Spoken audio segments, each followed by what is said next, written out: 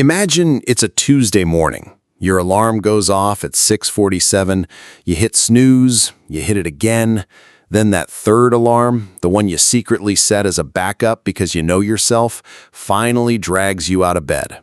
You make your coffee, you sit in traffic for 42 minutes, you spent the next 9 hours doing work that, if we're being honest with each other, isn't exactly setting your soul on fire.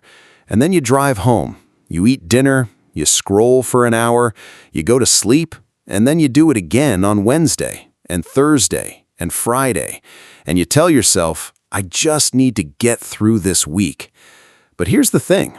You've been saying that for 3 years, maybe 5, maybe longer than you want to admit. Now let me paint you a different picture. Same Tuesday morning, your alarm goes off at 6:47, but this time you turn it off because you actually want to get up, not because you have to. Because somewhere, right now, while you were sleeping, money is working for you.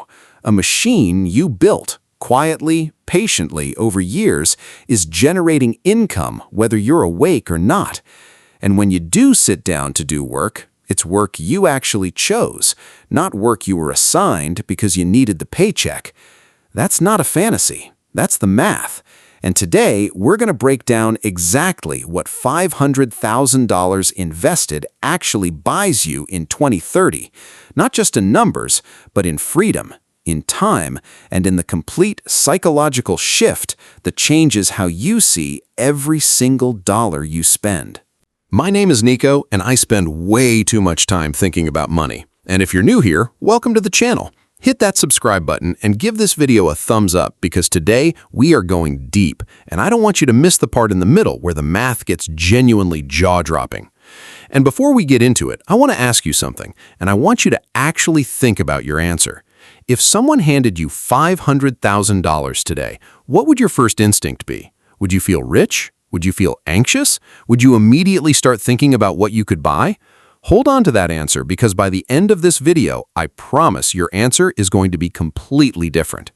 Okay, so here's how I want you to think about $500,000. I don't want you to think about it as a big pile of cash. I want you to think about it as an employee, the most loyal, most tireless, most emotionally stable employee you have ever hired in your life. This employee doesn't call in sick, doesn't ask for a raise every year, doesn't need a desk or a parking spot, doesn't get offended when you go on vacation, and here's the kicker, they show up and do their job on Christmas morning, on your birthday, at 3 a.m. on a random Tuesday in February when you are completely unconscious. That's what invested money is. It's a worker you hired with past money to generate future money. And once you start thinking about it that way, everything changes. But let's be real for a second, because I know what most people hear when they hear the number $500,000.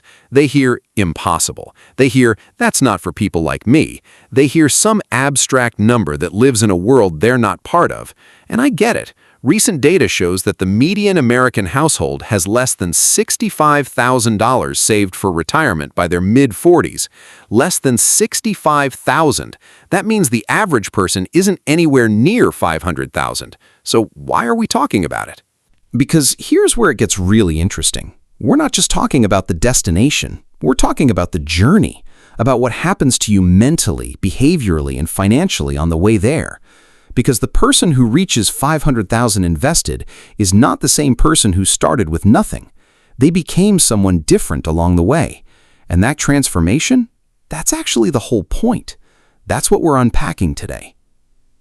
So let's start with the math, because the math is wild, and I think most people genuinely don't understand what $500,000 invested actually produces. If you invest $500,000 in a diversified index portfolio, something that historically returns somewhere between 8 and 10% annually, let's use a conservative 9%, you are generating roughly $45,000 a year in returns. Now here's the thing, you probably didn't gasp. You're probably doing the math in your head and thinking, okay, that's like a decent salary. But here's what I need you to understand. That $45,000 happens automatically. Every single year, with 0 hours of your time, 0 commuting, 0 performance reviews, 0 office politics. It just arrives.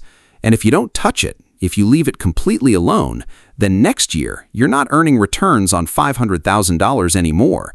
You're earning returns on $545,000. And then the year after that, you're earning returns on almost $600,000. Now let's think about this in 2030 dollars, because inflation is real and it matters more than people give it credit. If inflation continues at its recent pace of around 3% per year, $45,000 today is equivalent to roughly $38,000 or $39,000 in today's purchasing power by 2030. That's still significant, but the number you actually need to pay attention to is the safe withdrawal rate. Financial planners often reference the 4% rule, the idea that you can withdraw 4% of your invested portfolio annually, and historically your money will outlast you over a 30-year period. 4% of $500,000 is $20,000 a year. That's $1,600 a month. And before you think, Nico, that's not a lot of money, I need you to pump the brakes, because we're not saying 500,000 is your final number. We're saying it's a milestone, a hinge point, a proof of concept. It's the point where you go from playing defense with money to playing offense. And here's the crazy part.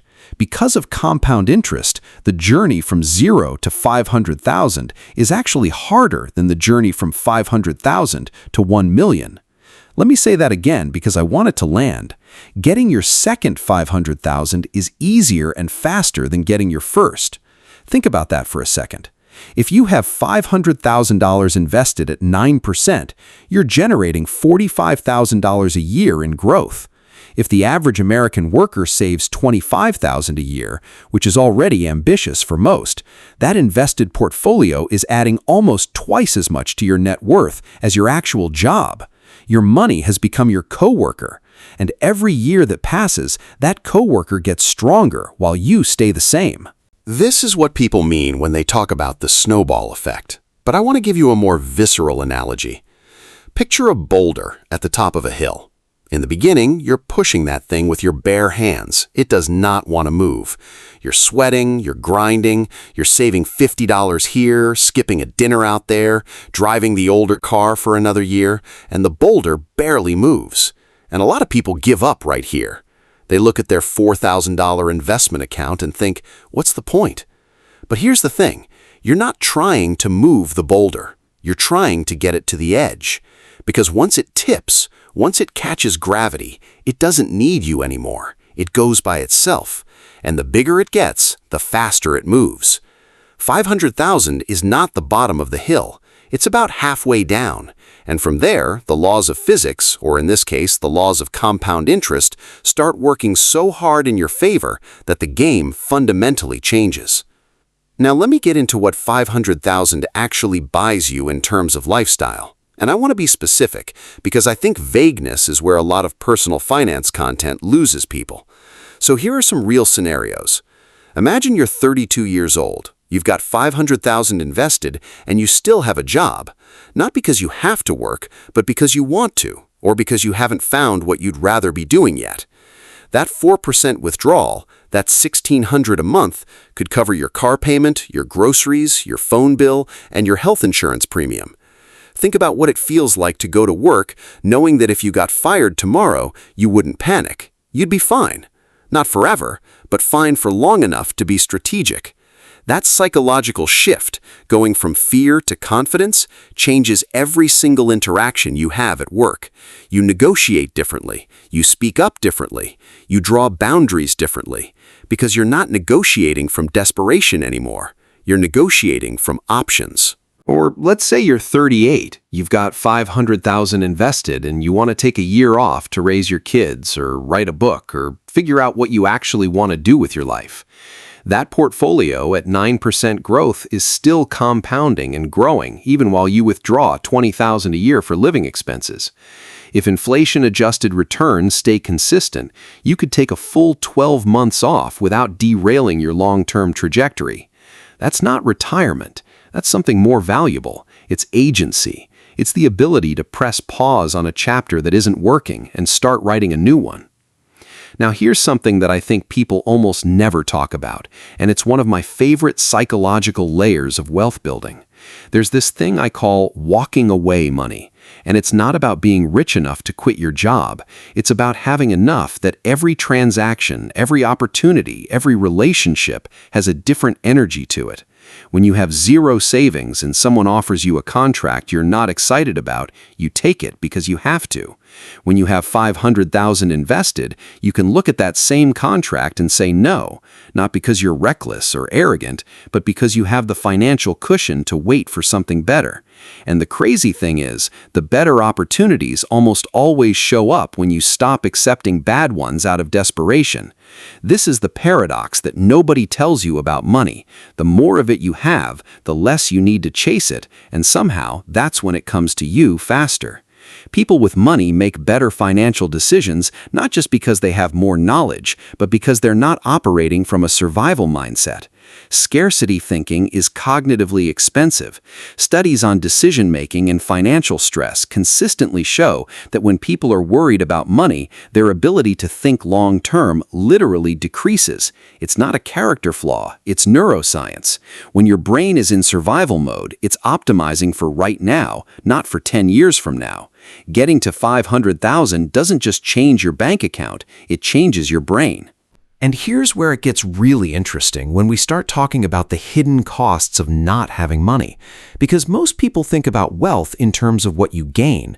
But I want to flip it around and talk about what financial insecurity is costing you right now that you might not even realize. The study that I keep coming back to is one that followed people dealing with financial stress and found that the mental bandwidth consumed by money worries is equivalent to losing somewhere around 13 IQ points. 13! Not because those people are less intelligent, they're not, but because a significant portion of their cognitive resources are perpetually tied up doing stress math in the background. Can I afford this? What if the car breaks down? What if I lose my job? Can I make rent? That's like trying to run 100 programs on your laptop while also playing a demanding video game. Everything slows down. Everything gets harder. Now let's talk about how you actually get to 500,000, because this is where I want to ground this in reality for the people who are currently at 0 or at 5,000 or at 50,000. And I want to be honest with you, this is not a get-rich-quick conversation. This is a get-rich-deliberately conversation. Because the people who build real wealth aren't doing something magical. They're doing something consistent, aggressively, boringly, repetitively consistent. Let me paint you a picture with some real numbers. If you're 25 years old and you start investing $800 a month, that's $24 a day, by the way, roughly the cost of a daily lunch out and a coffee, into a broad index fund averaging 8.5% annually, you hit 500,000 at 43 years old, 18 years. But here's where it gets interesting. If you start at 30 instead of 25, that same $800 a month gets you to 500,000 at 48. 5 extra years of waiting costs you 5 years of freedom on the back end. And if you bump your monthly contribution to $1,200 at 30, you're back to hitting it at 44. The lever isn't time alone. It's the combination of time, rate of contribution, and what you choose not to spend. That last piece, what you choose not to spend, is where I see people trip up the most. And it's almost never the big purchases. Nobody goes broke buying one car. Nobody destroys their financial future with one vacation. It's the daily, invisible, unconscious spending that erodes the wealth-building machine before it ever gets started. Recent data puts the average American household spending over $500 a month on what researchers call lifestyle maintenance costs. Subscriptions they forgot they had, convenience fees, food they didn't plan for, the slightly nicer version of everything. $500 a month, invested at 9% over 30 years, is over $900,000. $900,000! That's not budgeting advice, that's physics. And I'm not saying you should never enjoy your life. I am emphatically not saying that. What I'm saying is that there's a profound difference between intentional spending and unconscious spending. The person who is on track for 500,000 isn't the person who never buys coffee. They're the person who buys the coffee they actually want and cancels the 6 subscriptions they forgot about.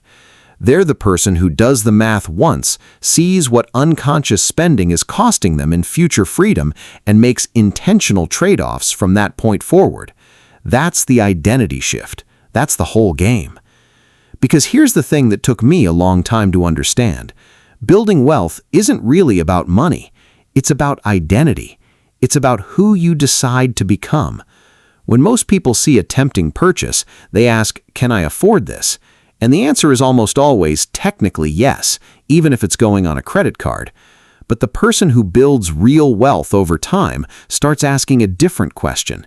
Is this who I am? Does this purchase fit the identity of someone who's building financial freedom, or does it fit the identity of someone who's just trying to feel good right now? That's not deprivation, that's clarity. And clarity is the foundation of every long-term financial decision that actually works. Let me give you a real-world example of how this plays out in daily life. Two people, same income, same age, same starting point. Let's call them Marcus and Tyler. Marcus is sharp. He works hard. He has good intentions, but he's been telling himself for 6 years that he'll start saving for real once he gets the next raise, once the debt is paid off, once things settle down. Tyler isn't doing anything complicated. He set up an automatic transfer to his investment account the day he got his first paycheck. He's been doing it for 7 years. He never thinks about it. He doesn't time the market. He doesn't watch financial news. He just shows up. You know how this story ends.